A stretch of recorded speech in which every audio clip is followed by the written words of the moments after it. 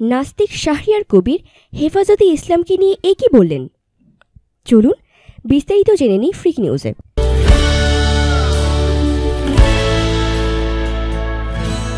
হেফাজতে ইসলামকে উগ্র মৌলবাদী ও সন্ত্রাসী সংগঠন আখ্যা দিয়েছে ৭১-এর ঘাতক দালাল নির্মূল কমিটি। হেফাজতের সঙ্গে সরকারের হঠাৎ নমনীয় আচরণের ব্যাখ্যাও দাবি করেছে সংগঠনটি। সম্প্রতি ঢাকা রিপোর্টার্স ইউনিটি মিলনায়তনে সংবাদ সম্মেলনে ঘাতক দালাল নির্মূল কমিটি এই দাবি করে। নির্মূল কমিটির সভাপতি শাহরিয়ার কবির বলেন, হেফাজতের মতো উগ্র মৌলবাদী ও সন্ত্রাসী সংগঠনের প্রতি সরকার হঠাৎ কেন নমনীয় হয়েছে এর ব্যাখ্যা সরকারকে দিতে হবে।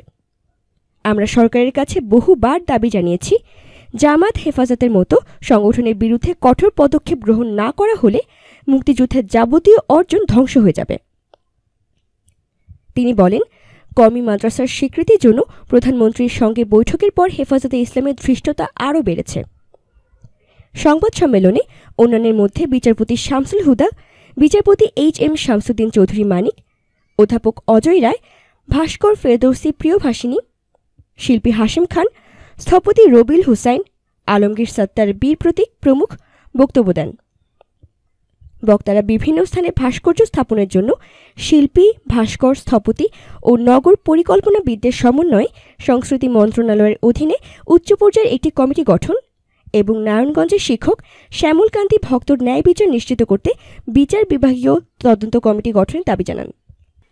এতক্ষণ আমাদের সাথে থাকার জন্য ধন্যবাদ। আমাদের পরবর্তী আপডেট পেতে ফ্রিক নিউজ চ্যানেলটি সাবস্ক্রাইব করে আমাদের সাথেই থাকুন।